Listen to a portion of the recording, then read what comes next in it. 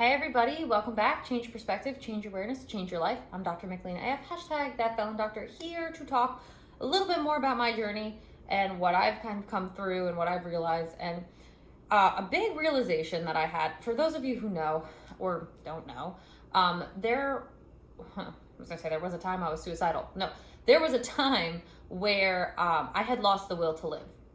And that's a different thing, I think, than suicide. Like, being suicidal,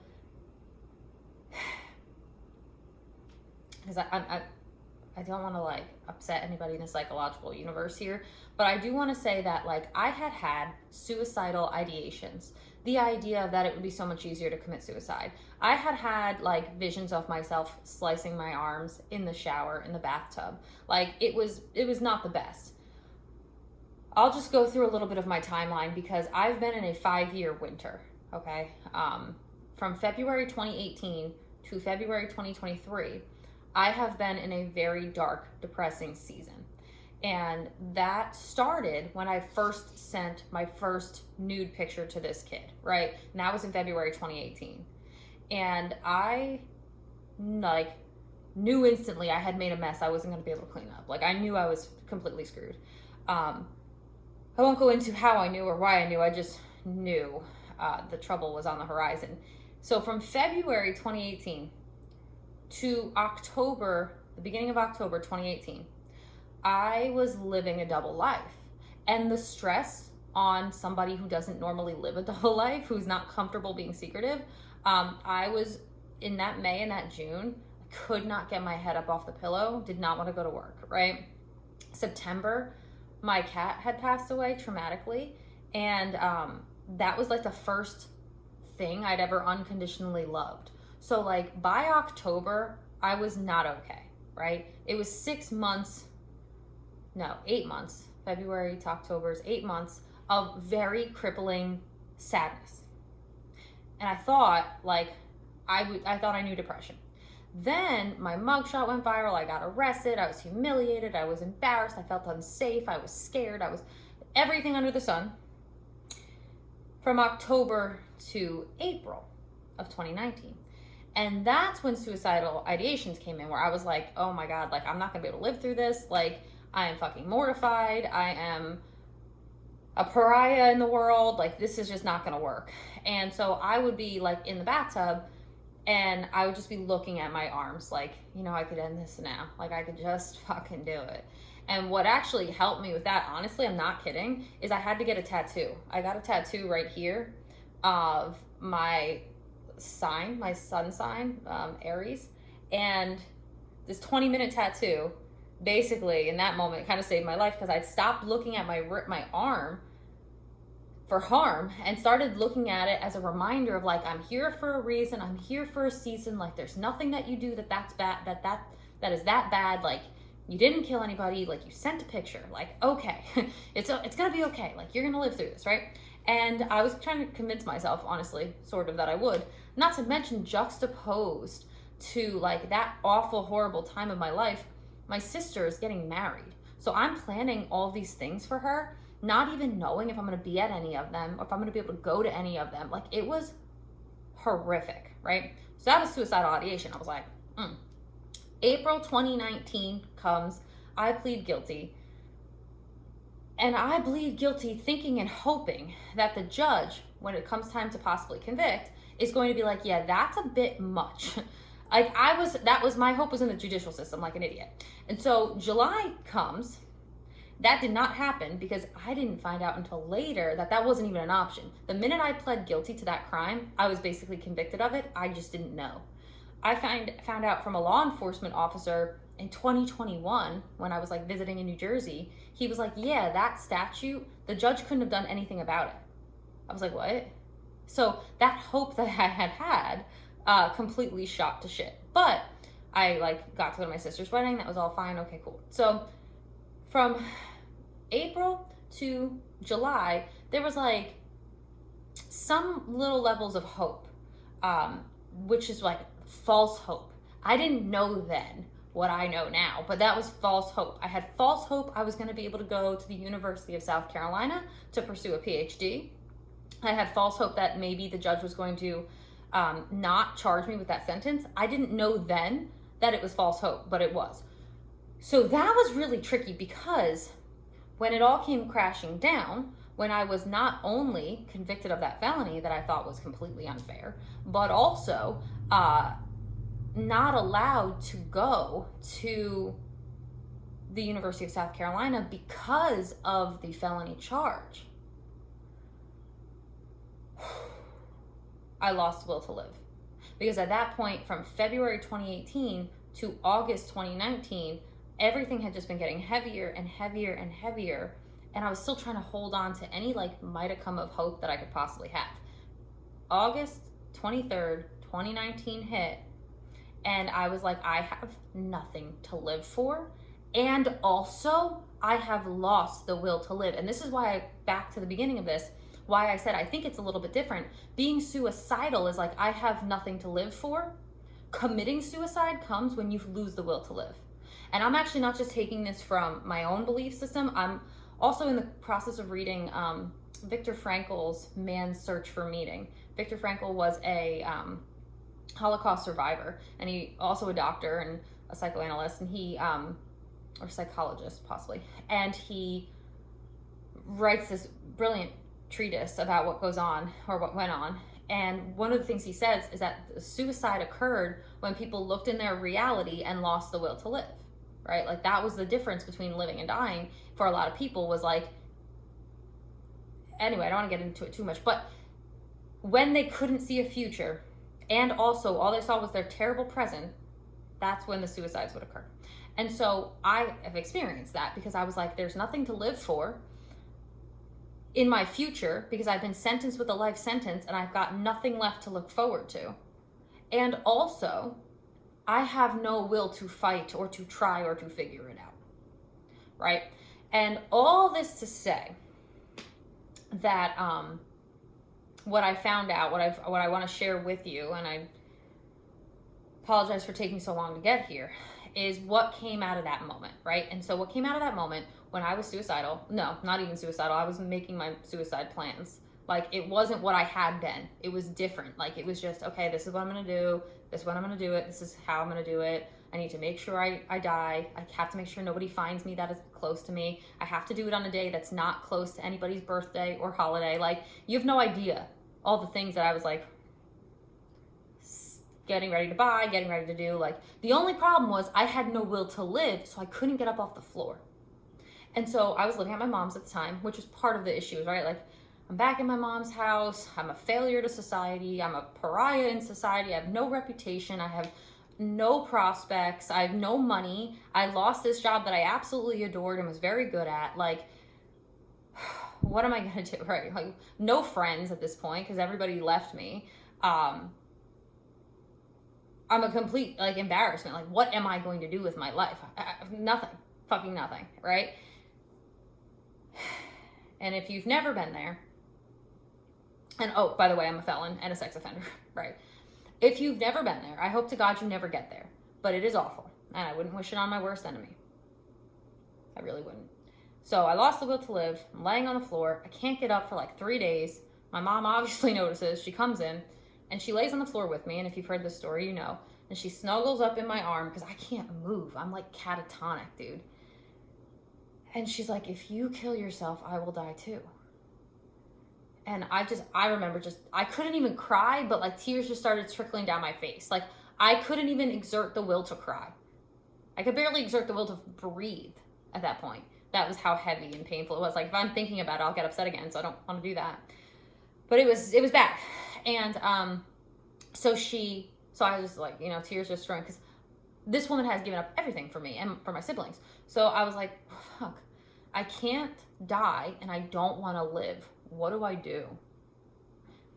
That mentality, this is what I want to share with you. And I figured it out in my journey, and I don't know if this is going to serve you in any way if you've ever been here.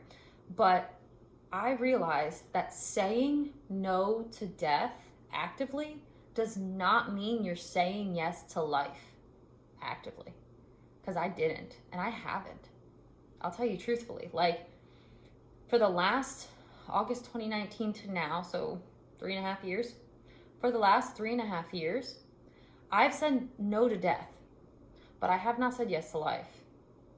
Not really. Because if I had really the choice, I would have picked death. Death is easier than the life I'm living. It just is. That's the truth of the matter. And so, because I'm living with a life sentence, I have a suspended noose around my neck. If I do anything that's even a little bit wrong, like I'll go to jail, I'll lose everything, like all these things, because I have this suspended sentence. Probation is supposed to be like a way to rehabilitate into society for most people. For your girl, that's not what it is. Like, it's just a life sentence at this point. So it's like a very strange thing how probation works for me versus how it's supposed to work in the system. But fine. So I've just been saying actively no to death. Like, I'm not going to kill myself. Even though it'd be easier, even though it's what I actually prefer to do. I'm not even kidding. Like, my friend was like, why are you not afraid of death? And I was like, because death is easier than the life I live. What do you mean? You know? So I've been passively living. I've been like by default choosing life. And I realized, like, as I've been thinking about, you know, a lot of things, I was like, a lot of people do that. A lot of people do that. Where it's like, I'm not actively engaging with the life that I live. I'm just kind of passively living it. Maybe not the death doesn't always come into play. Not many people are fixated or focusing or thinking even about death a lot of times. It's been my constant friend for the last 4 years. Like, I can't lie to you. For the last 5 years, from February 2018 to February 2023, death has been my constant friend.